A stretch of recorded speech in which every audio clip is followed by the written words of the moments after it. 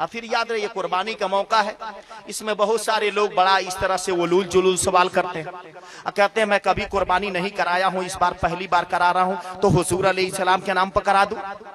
बास लोग यूं कहते हैं मैं पहली बार करा रहा हूं, गौसे आसम के नाम पे करा दूं। बास लोग यूं कहते हैं कि मैं पहली बार करा रहा हूं, मैं अपने वालिद मरहूम वालिद के नाम पर करा दूं, उनका इंतकाल हो चुका है। तो ये बात अच्छी तरह से सुन ले, पहली बार कराओ या दूसरी बार कराओ, अगर एक कुर्बानी है तो न नबी के नाम पर करा पाओगे, न किसी वली के नाम पर करा पाओगे, और न मरे हुए माँ बाप के नाम पर करा पाओगे। तुम्हारे ऊपर वाजिब है, रमजान का महीना आपको मिला तो आप रोजा रखेंगे, मरे हुए बाप के नाम पर नहीं रखेंगे। ठीक इसी तरह कुर्बानी का मौका आपको मिला तो आपके ऊपर कुर्बानी करना वाजिब है, मरे हुए बाप के ऊपर वाजिब नहीं है। वाह, जिंदाबाद। मेरी बात समझ आएगी? हाँ, अब एक दूसरा मामला हो गया ये कि हमको सरकार से, नबी से बहुत लगाव है, अपने वालिदा से बहुत लगाव था, हम अपने वालिद से बहुत लगाव था, वो लोग चले गए। गौसे आसम से मैं बहुत मोहब्बत करता हूँ, तो मैं खैराजे अकीदत पेश करना चाहता हूँ। तब आपको ऐसा करना होगा कि उस साल डबल कुर्बानी रखनी होगी, उस साल डबल कुर्बानी रखनी। बात को समझिएगा, हम किसी को कपड़ा पहनने को उसी वक्त देंगे जब हमारे पास पहनने से ज्यादा होगा। हम खुद नंगे होंगे तो दूसरों को कहां से दे देंगे? सही बात समझ रहे हैं कि नहीं समझ रहे हैं? तो अगर किसी नबी, वली, गौस, अब्दाल, माँ बाप किसी के नाम से भी आपको कुर्बानी पेश करनी है तो उस साल डबल कुर्बानी रखनी होगी, और उसमें भी वसूली है। पहली कुर्बानी आप अपने नाम की करेंगे, उसके बाद दूसरी कुर्बानी नबी, वली, गौस, अब्दाल, माँ बाप जिसके नाम से चाहेंगे करेंगे, क्योंकि वाजिब आपके ऊपर है। आप तो ये कर रहे हैं उन लोगों के नाम पर इसाले सवाब के लिए, उन लोगों के नाम पर किस भी कर रहे हैं? इसाले सवाब के लिए। वाजिब आपके ऊपर है, आप उनके नाम पर न करें तो गुनहगार न होंगे, लेकिन आप अपने नाम पर न करें तो गुनहगार जरूर हो जाएंगे। जैसे कि रमजानुल मुबारक का महीना आए, अगर रोजा न रखे तो गुनहगार हो जाएंगे। अगर माँ बाप से बड़ी मोहब्बत है और कोई कहे माँ बाप के नाम पे रखूंगा, तो पूरा रमजान पहले तेरे ऊपर फर्ज है रोजा रख ले, रमजान के बाद 2, 4, 10 नफली रोजा रख कर माँ बाप को इसाले सवाब कर देना, वो अलग चीज है। लेकिन रमजान तू पाया है तो तेरे ऊपर रोजा फर्ज है। सुभान अल्लाह। मगर लोग इस तरह से कुर्बानी के मौके पर कहा करते, तो ये बात अच्छी तरह से ज़हन नशीन। आज जो हमारे अइम्मा हजरात हैं, अब बिल्कुल जानवर को लिटाए पड़े हैं। लोग उस वक्त बोल रहे हैं हाँ अम्मी के नाम पर कर दीजिए, दादी के नाम पर कर। अब उस वक्त वो मसला बताएं आपको कि कुर्बानी करें।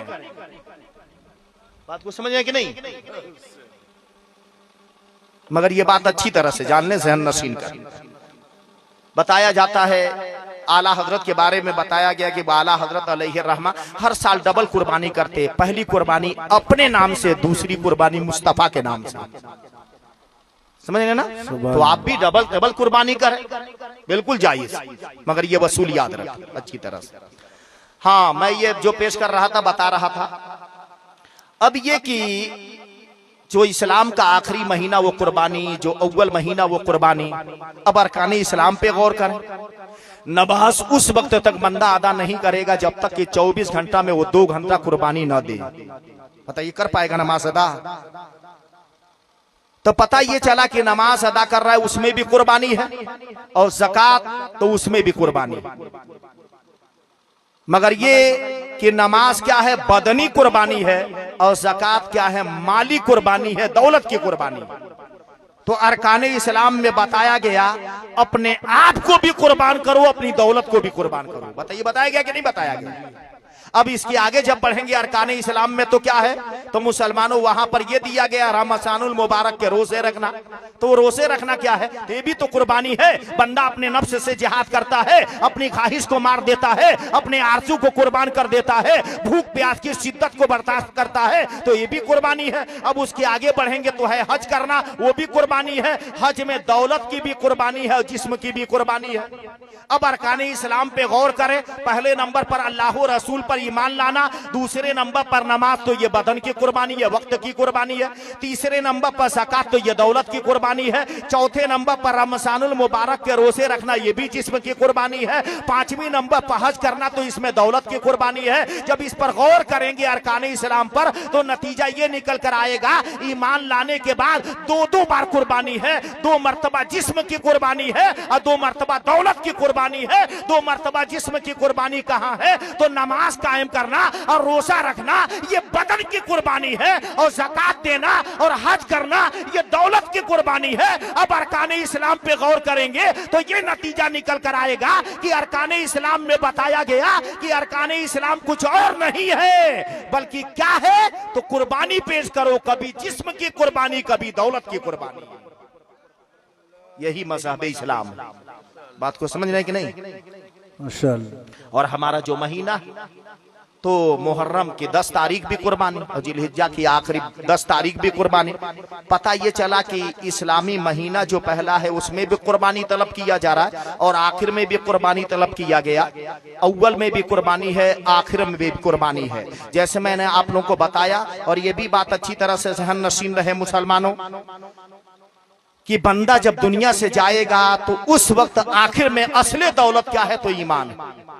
असली दौलत क्या है? तो ईमान। अगर बंदा ईमान पर ना मरा तो सब कुछ बेकार है। अल्लाह कुरान पाक में इरशाद फरमा रहा है, सूरे आली इमरान आयत नंबर 102 पारा नंबर 4, वला तमुतुन्ना, हरगिज न मरना, इल्ला व अंतुम मुस्लिमून, मगर मुसलमान ही मरना, ईमान ही पे मरना, इस्लाम ही पे मरना। तो असली दौलत क्या है? ईमान। और हम और आप जो याद रहे मुसलमानों इंतकाल के बाद जाते हैं नमाज़े जनाजा पढ़ने के लिए, तो नमाज़े जनाजा में 2 बातें फर्ज हैं और 3 बातें सुन्नत मुअक्कदा। 2 बातें फर्ज क्या है नमाज़े जनाजा में? हाथ बांध करके अदब से खड़ा रहना, कयाम करना, ये पहला फर्ज है। और दूसरा फर्ज क्या है? इमाम की तकबीर के बाद से 4 तकबीर बोलना, ये दूसरा फर्ज है। 2 ही फर्ज है नमाज़े जनाजा में। कितना हो जाहिल गमार क्यों ना बंदा हो, नमाज़े जनाजा के दोनों फर्ज पर आसानी से अमल कर लेगा। हाथ बांध के खड़ा रह सकता है और इमाम की तकबीर के बाद 4 बार तकबीर बोल सकता है। तो याद रहे यही 2 फर्ज है नमाज़े जनाजा में। तो ये 2 बातों पर अमल किया तो उसने फर्ज को पूरा किया। और 3 बातें सुन्नत मुअक्कदा है। वो क्या है 3 बातें? तो पहली तकबीर के बाद से सना पढ़ना, दूसरी तकबीर के बाद से दुरूद इब्राहिम पढ़ना, और तीसरी तकबीर के बाद से मय्यत के हक में दुआ पढ़ना। बात को समझेंगे नहीं? ये 3 बातें सुन्नत मुअक्कदा। हाँ, यहाँ नमाज़े जनाजा में जो सना पढ़ते हैं वह जल्ल सनाओ का इजाफा है नमाज़े जनाजा में। ये बात अच्छी तरह से नशीन रहे। तो 2 बातें फर्ज हैं नमाज़े जनाजा में, 3 बातें सुन्नत मुअक्कदा हैं। पहली तकबीर के बाद से सना पढ़ते हैं, सना बमाना खुदा की तारीफ, खुदा की पाकी बयान करना।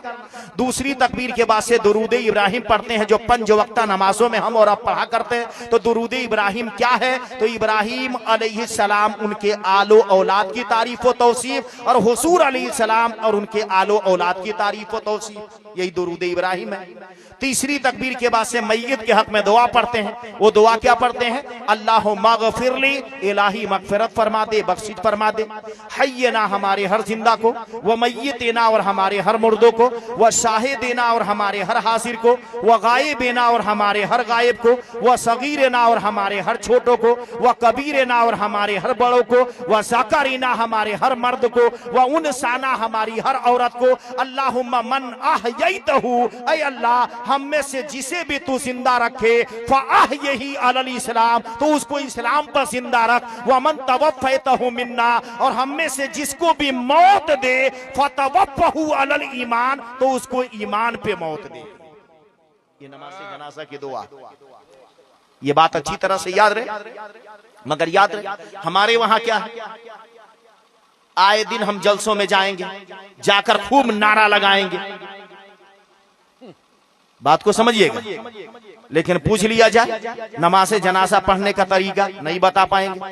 ये बताइए मय्यत के हक में कैसे दुआ पढ़ेंगे? तीसरी तकबीर के बाद नहीं बता पाएंगे। असल जो काम था उसे हम छोड़ दिए, जो जरूरी था उसे छोड़ दिए। हम अगर बताइए हमको दुआ याद नहीं है तो हम अपने बाप के जनाजे में जाकर क्या पढ़ेंगे, अपने चचा के जनाजे में जाकर क्या पढ़ेंगे, अपनी वालिदा के जनाजे में जाकर क्या पढ़ेंगे, अपने खानदान वालों के जनाजे में जाकर क्या पढ़ेंगे। अपनी जिंदगी में सैकड़ों जनाजे पढ़े और न जाने कितने जनाजे हमें पढ़ने हैं, हमें दुआ ही याद नहीं है तो आखिर हम वहां जाकर क्या पढ़ते हैं। तो चुपचाप खड़े रहते हैं। तो क्यों नहीं हम गौर करते कि हम जब दूसरे के हक में बेहतर दुआ नहीं करते तो ये कैसे उम्मीद कर लिए कि हमारे लिए बेहतर दुआ की जाएगी। मेरी बात समझ रहे कि नहीं? क्योंकि कुरान और हदीस से ये बात साबित है, हमें वही मिलेगा जो हम किए। बहुत सही। सूरा मोमिन आयत नंबर 40 पारा नंबर 24, मन आमिल सय्यतन, जो बुरा काम करे, गलत काम करे, नाजायज काम करे, फला युजसा, उसे बदला ना मिलेगा, उसे जैसा ना दी जाएगी, इल्ला मिसलहा, मगर उसी के मिसल। यानी तुम जैसा किए हो वैसा ही बदला पाने को तैयार रहना। और हर बंदा जानता है मैंने कैसा किया है। मेरी बात समझ रहे कि नहीं?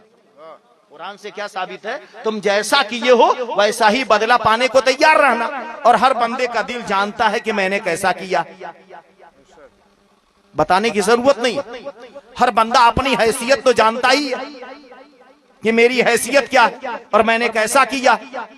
अब इसी पर एक हदीस पाक, ये तो कुरान से साबित किया, कंसुल उम्माल हदीस नंबर 43,672, मुसन्नफी अब्दुल रज़्ज़ाक जिल्द नंबर 11 सफा नंबर 178, रावी हजरती अबू कुलाबा है। हुजूर अलैहिस्सलाम ने फरमाया, ऐ मन माशियता, जैसा चाहो अमल करो, तुम्हारी मर्जी है चोरी करो, तुम्हारी मर्जी है जिना करो, तुम्हारी मर्जी है शराब पियो, तुम्हारी मर्जी है फरेब दो, मगर सुन लो, कमा तदीनो तुदान, जैसा करोगे वैसा ही बदला पाओ। मेरी बात समझने की नहीं?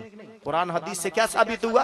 तो साबित हुआ बंदा जैसा किया है वैसा ही बदला मिलेगा। तो हम हजारों जगह जाके जनाजा गलत सलत पढ़ के आए हैं, तो ये पता चला कि हमारी भी जब जनाजे की नमाज की बारी हो जाएगी तो हमें भी बेहतर दुआ नहीं मिलेगी। हम जैसा दुआ दे करके आए हैं वैसा ही उम्मीद रखें। बेशक। बात समझ रहे हैं कि नहीं? मगर ये जो जरूरी काम है उसे हम याद नहीं करते। हाँ, ये बताया गया फतावा आलमगीरी में है कि जिसको नमाज़े जनाजा की दुआ याद ना हो, और जब तीसरी तकबीर हो जाए, तीसरी तकबीर, क्योंकि तीसरी तकबीर के बाद से वो दुआ पढ़नी है, तीसरी तकबीर हो जाए और नमाज़े जनाजा की दुआ याद ना हो, तो दुआ की नीयत से, याद रहे नियत ये होनी चाहिए, दुआ की नियत से सूरा फातिहा अल्हम्दुलिल्लाहि रब्बिल आलमीन से वला दुआलीन तक पढ़ ले, दुआ की नियत से। तो याद रहे मुसलमानों, ये भी दुआ कि रात की नियत ना हो, दुआ की नियत। मगर ये कब तक के लिए है? जब तक के लिए है जब तक कि असल दुआ याद ना कर ले। मान लीजिए आज सुने और आपको ये शौक हुआ कि हमको याद कर लेना चाहिए असल दुआ, कल ही जाकर के जनाजे की नमाज अदा करनी है, तो ये बात याद रहे, वहां तीसरी तकबीर के बाद से दुआ की नियत से सूरा फातिहा पढ़ लेंगे, याद रहे बिल्कुल जायज है। मगर हाँ, इसे पढ़ते रहेंगे, मगर कोशिश ये करेंगे कि असली दुआ को याद कर ले, और याद करें कि हम जैसा करेंगे हमें वैसा ही बदला मिलेगा। तो हमारी बहस काफी लंबी चौड़ी, मगर ये बात अच्छी तरह से याद रहे, हजरत इब्राहिम अलैहिस्सलाम का मकाम अरफा व आला है, बेहतर व बाला है। हमारे नबी के बाद सबसे अफजल व आला मकाम अगर मिला है तो हजरत इब्राहिम खलीलुल्लाह अलैहिस्सलाम को मिला है। और उन्हीं की यादगार अगले महीने में, याद रहे मुसलमानों, मनाई जाएगी, क्योंकि कुर्बानी पेश करना, कुर्बानी करना यह हजरत इब्राहिम अलैहिस्सलाम की सुन्नत है और वही अल्लाह की इबादत है। क्योंकि मैंने क्या बता दिया, अल्लाह की इबादत कुछ और नहीं है, अल्लाह के प्यारों ने जो किया है उन्हीं की नकल उतारना अल्लाह की इबादत है।